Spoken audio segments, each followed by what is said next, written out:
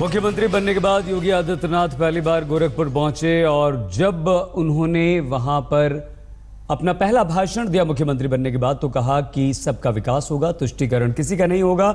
लेकिन एक घोषणा भी कर दी और वो घोषणा ये कि कैलाश मानसरोवर यात्रा करने वाले तीर्थ यात्रियों को सरकार, उत्तर प्रदेश सरकार 1 लाख रुपए का अनुदान देगी।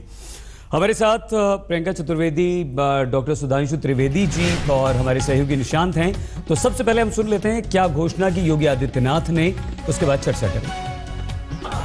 हम लोग को खुशखबरी देना चाहेंगे कि जो लोग कैलाश मानसरोवर की यात्रा करना चाहते हैं, उत्तर प्रदेश सरकार ने निर्णय किया है, अगर वो स्वस्थ है उसको कैलाश मानसरोवर के लिए हम लोग 1 लाख रुपए का अनुदान देंगे। साथ साथ उत्तर प्रदेश में हम लोग लखनऊ, गाजियाबाद या नोएडा में से किसी एक स्थान पर कैलाश मानसरोवर भवन का निर्माण करेंगे, जहां पर वे सभी श्रद्धालु जन जाकर के अपनी यात्रा को आगे बढ़ा सकें। ये तमाम कार्यक्रम एक एक करके होते रहेंगे, लेकिन विश्वास केवल इस बात का आपका सहयोग और आपका सानिध्य प्राप्त हो। निशांत, जो लोग आपके साथ मौजूद हैं वहां पर, क्या कह रहे हैं इस घोषणा पर और कितने खुश हैं? जरा अगर कुछ लोग हैं, अभी तो भीड़ लगी थी, अब शायद देख नहीं रहे, तो बात कीजिए प्लीज। उसके बाद हम प्रियंका जी और सुधांशु जी, सही बात, मैं सीधे लोगों के पास आऊंगा। अभी अभी योगी जी ने बोला कि कैलाश मानसरोवर के लिए 1 लाख रुपए की अनुदान राशि दी जाएगी। दूसरी तरफ उन्होंने ये बोला कि तुष्टीकरण की राजनीति नहीं होगी। पहले मुझे ये बताइए, क्या कैलाश मानसरोवर की यात्रा के लिए 1 लाख रुपए देना ये तुष्टीकरण नहीं? जी नहीं।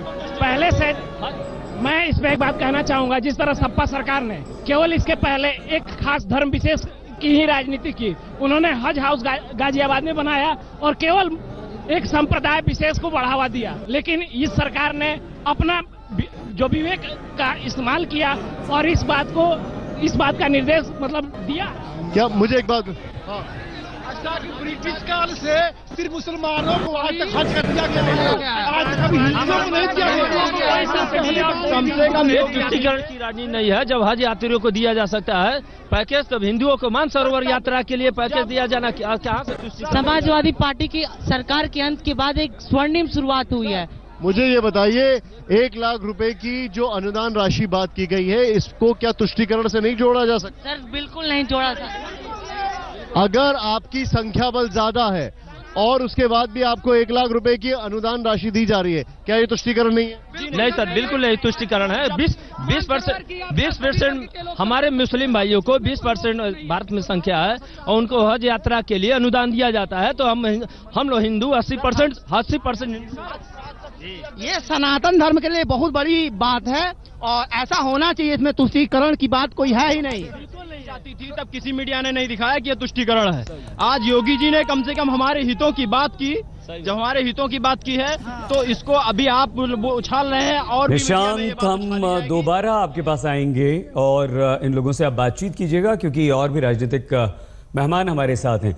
प्रियंका जी, अगर देश का शासन हो, किसी भी प्रदेश का शासन हो, उसे चलाने वाला कोई भी राजनीतिक दल या उसका मुख्यमंत्री ये कहता है कि हम सबका विकास करेंगे, कोई भी तबका, कोई भी क्षेत्र उपेक्षित नहीं होगा, उसकी अनदेखी नहीं की जाएगी, तुष्टीकरण हम जरूर नहीं करेंगे, गुंडा राज नहीं होगा, गुंडागर्दी को खत्म करेंगे, भ्रष्टाचार मुक्त शासन होगा और जो भी वादा हमने हमारे घोषणा पत्र में किया था हम वो पूरा करेंगे, तो क्या ये एक आदर्श स्थिति नहीं है?